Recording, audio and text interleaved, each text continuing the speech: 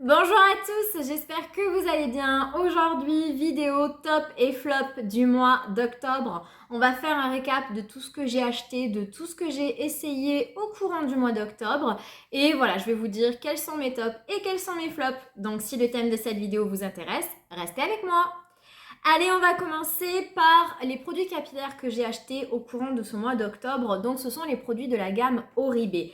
J'avais énormément entendu parler de cette marque sans pour autant n'avoir vu aucune revue puisqu'il n'en existe quasiment pas sur YouTube ou alors ce sont des américaines et I'm not bilingue donc je comprends pas forcément et franchement la traduction sur YouTube est quand même pas ouf. Donc voilà, mais c'est vrai qu'en commentaire, beaucoup d'entre vous m'avaient dit que c'était des super bons produits et sur Cult Beauty, ils vendent toute la gamme. Donc j'ai hésité longuement avec la gamme Gold, il me semble, et la gamme Résilience en fait pour les produits, enfin pour les cheveux, pardon, cassants et abîmés. Je suis partie donc sur cette gamme-là jaune. Je l'ai utilisée 3-4 fois maintenant. Et je suis pas convaincue. Ce sont absolument pas des mauvais produits capillaires, mais j'ai pas eu non plus un effet waouh, je suis pas époustouflée. Et pour le prix, j'estime que j'aurais dû être époustouflée. Ces shampoings, masques, enfin cette gamme, cette marque est extrêmement onéreuse. Pour info, ces deux produits, donc shampoing et masque, qui sont pas non plus des formats extraordinaires, hein, on est sur du combien? Je sais même pas. On est sur 250 ml pour le shampoing et 150 ml pour le masque. Donc j'ai envie même de dire que c'est pas ouf en termes de quantité. Et bien avec le code promo SALICB, si je dis pas de bêtises, qui donne 20%, et bien j'étais quand même à plus de 90 euros. Donc extrêmement cher et je suis pas émerveillée. Je dis pas que l'effet n'est pas beau. Je trouve que quand j'applique le shampoing et le masque, effectivement mes cheveux sont un petit peu plus volumineux. On dirait que je sors du coiffeur qui a un certain volume. Par contre, chose que j'ai remarqué, c'est que dès le lendemain, mes cheveux commencent à régresser. Les racines sont assez grasses, donc le shampoing ne doit pas être super adapté à mes cheveux parce que quand j'utilise mes shampoings de chez Kevin Murphy, la gamme Hydrate Me, mes cheveux sont totalement corrects le lendemain. Je mets du shampoing sec parce que voilà, c'est encore mieux avec du shampoing sec, mais c'est pas non plus une catastrophe. Là vraiment, c'est une catastrophe. Et en termes de masque, pareil, mes cheveux sont assez jolis le jour J, même si je les sens pas aussi doux, et aussi agréable en texture qu'avec par exemple mes shampoings, enfin mon shampoing et mon masque de Kevin Murphy Hydrate Me. Mais le lendemain, là pour le coup, mes cheveux ils sont rêches, pas beaux, bref. Pas convaincue, je ne rachèterai pas. Je me demande même si j'ai envie d'essayer la gamme Gold, parce que je vous avais dit que peut-être que je serais tentée d'aller vers la gamme Gold, mais au prix que ça coûte, je sais même pas si j'ai envie, vraiment.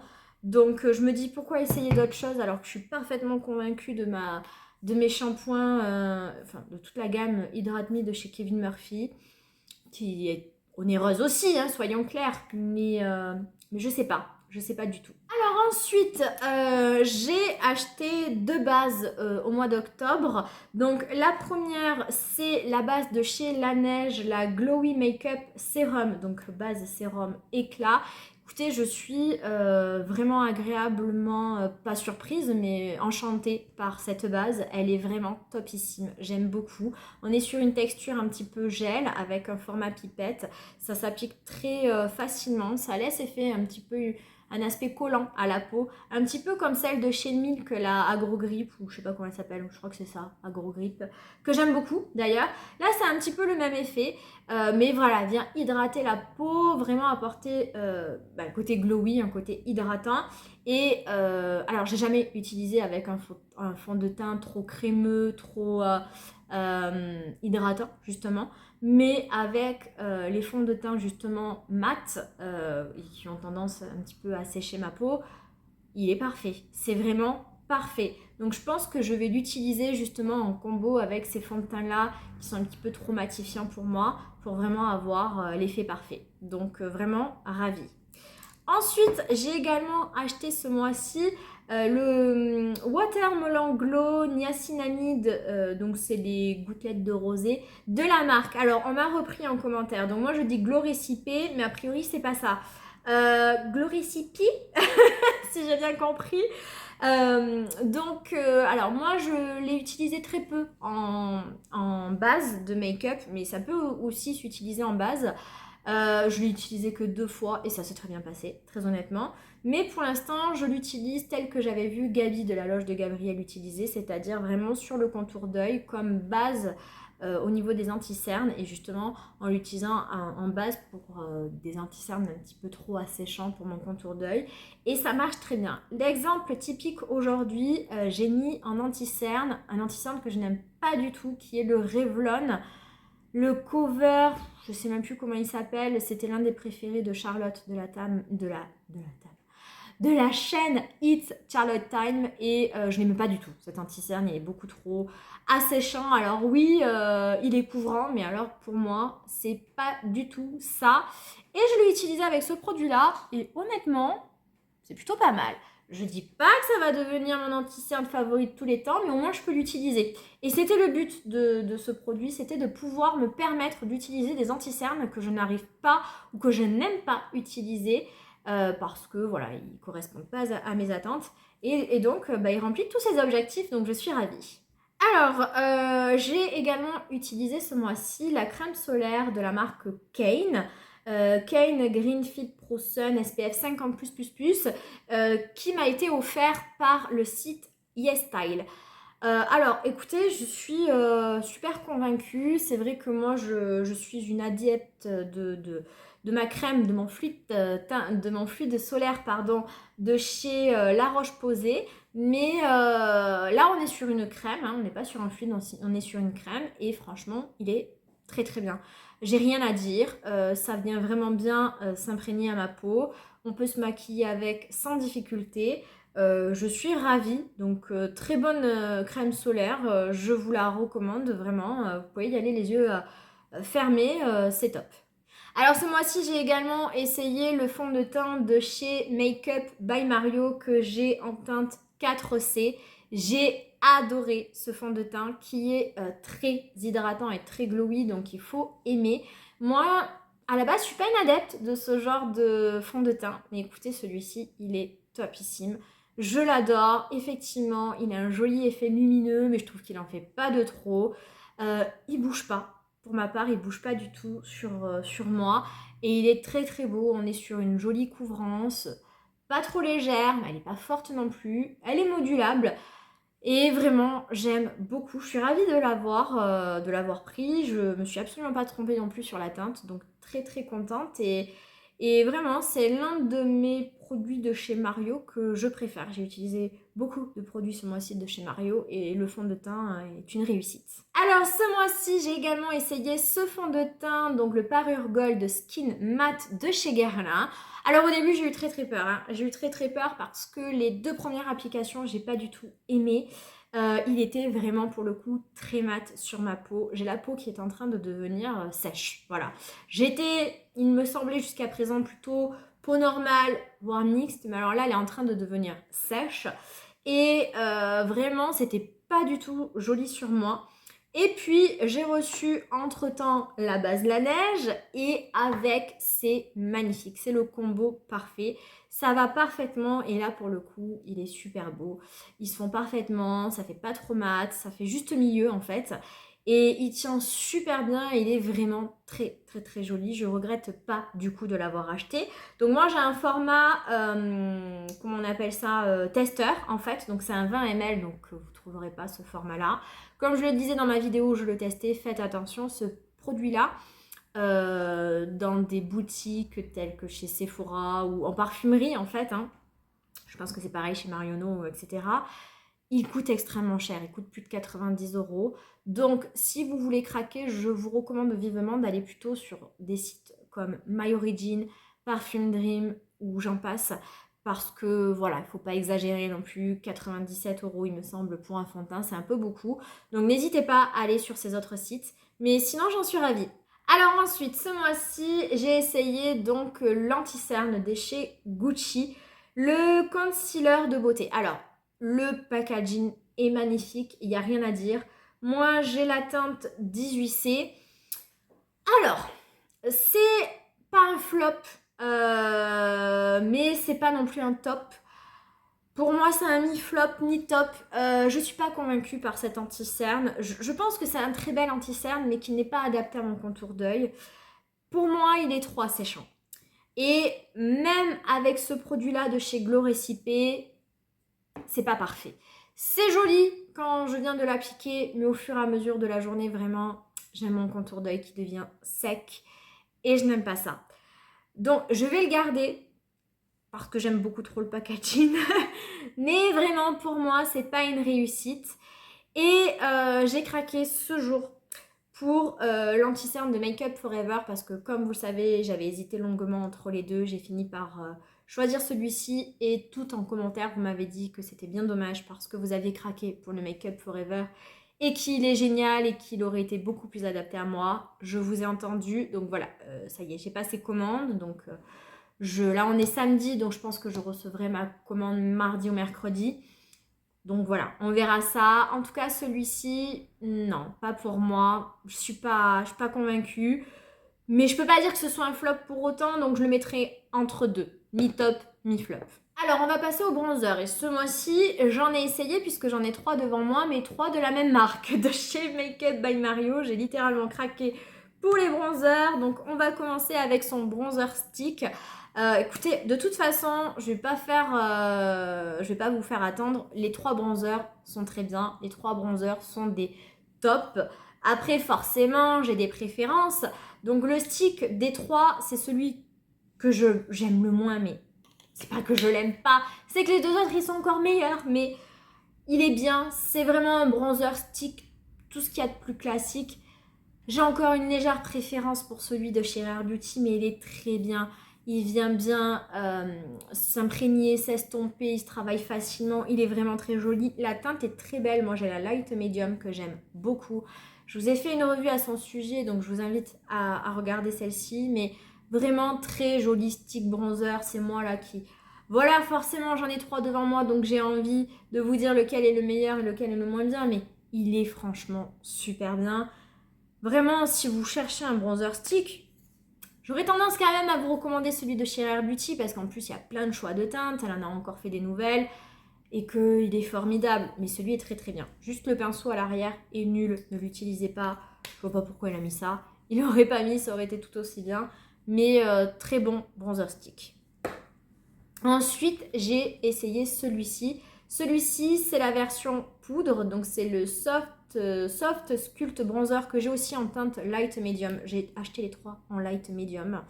Et donc, voilà à quoi il ressemble. Alors, celui-ci, vraiment, j'ai longuement hésité à l'acheter parce que moi, je suis plutôt team texture crème. Donc, je préfère les bronzers crème aux bronzers poudre. Et je m'étais dit non, c'est un bronzer poudre, tout ce qu'il y a de plus classique, j'ai pas forcément envie de l'essayer. Seulement, j'ai vu des revues de la Loge de Gabrielle, également vu une revue de Salomé, et elle disait qu'il était génial. Donc je me suis dit, allez, hop, je craque, j'adore les bronzers, j'achète celui poudre, et honnêtement, j'ai bien fait parce que je l'adore. J'adore ce bronzer, il se travaille super bien, la teinte déjà, moi j'adore. La teinte light medium, j'adore. Il se travaille bien, il est joli, j'ai vraiment rien à dire, j'ai vraiment kiffé l'utiliser. J'utilise vraiment avec beaucoup beaucoup de plaisir et je regrette absolument pas de ne pas de l'avoir acheté. J'aurais été très triste ou j'aurais raté quelque chose si je l'avais pas acheté plutôt. J'ai longuement hésité aussi à m'acheter le blush poudre. Je l'ai pas fait pour le coup. Et du coup, ça me fait hésiter hein, parce que je me dis que si le blush il est aussi chouette que le bronzer, je rate quelque chose. Alors, c'est pas prévu là dans l'immédiat, mais ça reste dans un coin de ma tête. Et pour finir, le dernier bronzer que j'ai acheté, c'est le Soft Sculpt Transforming, que j'ai aussi en teinte Light Medium. Alors là, je vais pas trop spoiler parce que je vous ai pas encore fait de revue à son sujet. Parce que, eh bien, le blush de la même gamme est sorti tout récemment chez Sephora. Je l'ai commandé également aujourd'hui en même temps que l'anti-cerne. Donc pareil, il va arriver milieu de semaine prochaine, je pense. Donc je vous ferai une revue avec ce bronzer-là et le blush donc de la même gamme. Donc voilà, j'ai pas trop envie de vous en parler pour ne pas vous spoiler. Tout ce que je peux vous dire, c'est que là, on est sur un bronzer. On a eu le bronzer poudre, le bronzer stick crème. Là, on est plutôt sur un bronzer baume. C'est le plus gras des trois. Mais c'est très beau. C'est très beau. On en reparle très prochainement, mais sachez que pour moi, c'est un top. Alors, un blush également ce mois-ci, toujours pareil, de chez Makeup by Mario, et c'est le blush stick, donc comme le bronzer. Donc, j'ai pris cette teinte-là, la Pâle Pétale, qui est assez flashy, mais qui est très jolie. Ça se travaille bien sur la peau, ça vient bien s'estomper, donc on n'a pas l'impression que c'est aussi flashy. Très joli blush également, ça laisse un petit peu un effet peau mouillée, peau lumineuse, et c'est très très beau. Donc pareil, c'est pas mon blush ultime favori de tous les temps, mais c'est un très joli blush, donc pareil, ça fait partie de mes tops. Également ce mois-ci, je me suis acheté cette palette de chez Pat McGrath, donc c'est la Mothership Bijou Brillance, pardon, je vais y arriver. Très très très jolie palette. Déjà, on a 2 blushs à l'intérieur de la palette. Ces blushs de Pat McGrath font partie vraiment de mes préférés. Les 2 teintes, donc Nymphette et Coral Cosmos, sont magnifiques. Les 2 sont totalement portables, même si celle-ci est plus fashy. Alors, il y a trop d'éclairage aujourd'hui, donc on ne voit pas réellement bien les teintes. Je suis désolée, c'est vrai que celle-ci est beaucoup plus flashy, mais honnêtement, c'est magnifique. J'adore les blushs, c'est une réussite. Ensuite, on a 9 fards à paupières. C'est très joli aussi, c'est une color story assez classique, je vous l'accorde. Les fards ne sont pas extraordinaires, mais très honnêtement, on arrive à se faire de très jolis maquillages avec et j'aime beaucoup. Il n'y a qu'un seul fard un peu qui se démarque, c'est celui-ci, mais les autres sont vraiment tout aussi jolis. J'aime beaucoup cette palette, je ne regrette absolument pas de l'avoir achetée. Et voilà, donc pour moi, c'est un top. Autre palette, je vous la mettrai ici car je ne l'ai plus. Autre palette que j'ai essayée au courant du mois d'octobre, c'est la Ethereal de Makeup by Mario. Je ne l'ai plus car je l'ai revendue. Alors, je peux pas dire qu'elle n'était pas bien, pas du tout. Seulement, pour moi, au prix qu'elle coûtait, 103 € avec les frais de part, elle n'était pas extraordinaire.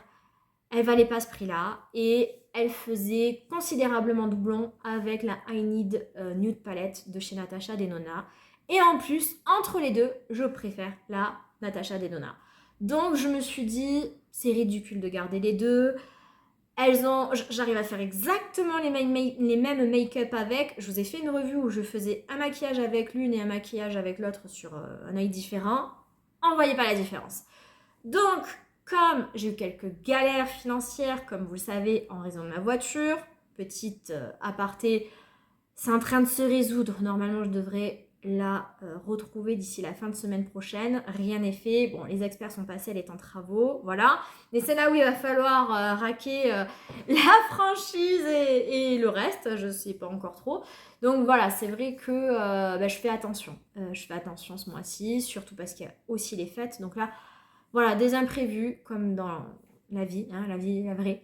Et du coup, je me suis dit que c'était l'occasion pour peut-être se faire un petit peu de sous pour s'acheter autre chose. Parce que 103 €, c'est pas négligeable. Et je savais que j'allais faire une heureuse puisque je l'ai revendu 70. Et moi, ça me permettrait de pouvoir les réinvestir dans autre chose. Et justement, je me suis acheté, j'ai réussi à la trouver sur Vinted, la Gnarly Neutral de chez Glaminatrix, qui est magnifique, enfin je pense. Elle devait arriver aujourd'hui, elle n'est pas arrivée aujourd'hui, je suis extrêmement déçue. Donc maintenant il va falloir attendre lundi, trop rude. Mais voilà, je pense que je vais gagner au change, enfin j'espère. Mais voilà. Et d'ailleurs aussi, petit aparté, est-ce que vous avez vu la palette Sifar que Glaminatrix va sortir pour les fêtes? Ça a l'air juste incroyable, donc rude, très rude. Je vais forcément avoir envie de craquer, ça va être horrible. En plus, Monolith va la sortir. Donc je suis ça, je vais voir, mais ça va être difficile de pas craquer. Donc allez, on termine. J'ai également essayé ce mois-ci une nouvelle teinte des Lip Oil de chez Rare Beauty, donc des Tinted Lip Oil, que j'ai pris en teinte Joy. Je voulais vraiment avoir cette teinte parce que au niveau des blushs, c'est ma teinte préférée. Mais au niveau des lèvres, c'est pas pareil. Je sais pas si c'est le fait que j'ai les cheveux cuivrés, mais je trouve que ça fait pas bon ménage. J'ai beaucoup de difficultés à l'appliquer parce qu'à chaque fois que je le mets, je trouve que ça fait bizarre. Donc, je sais pas que je... Alors, je vais vraiment pas mettre ce produit dans les flops parce que ce produit-là n'est pas un flop. C'est la teinte qui ne me convient pas et c'est pas la faute du produit. Donc, je pense qu'il faudra que je l'essaye en ayant un maquillage extrêmement simple, un petit fard champagne doux, très léger avec un trait d'eyeliner. Mais voilà, pas avec un maquillage chargé, ça ne va pas du tout avec. Et pour finir donc le petit spray de Make Up Forever, le Mist and Fix que j'ai pris en format voyage en 30 ml. Écoutez, j'adore ce spray fixateur, la brume est super fine, super légère. Elle ne se sent pas, l'odeur est merveilleuse et il fait très bien tenir le maquillage. Il matifie le teint mais sans en faire de trop. Il est top et je pense quand il sera terminé, le racheter en full size. Voilà pour cette vidéo et ce petit récap de mes achats du mois d'octobre.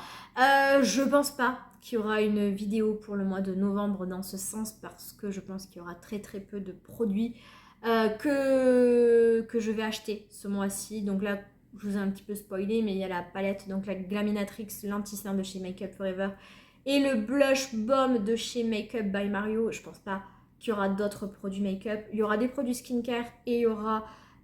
certainement des produits capillaires, mais c'est tout. Donc, je sais pas, ou alors je ferai une vidéo favorite de ces produits-là, mais c'est vrai que c'est compliqué le skincare à juger. Et puis en plus, c'est des produits que que je connaîtrais déjà, je pense. Donc voilà, il y aura peut-être pas de vidéo favorite top pour le mois de novembre. Mais bon, écoutez, hein, c'est pas grave.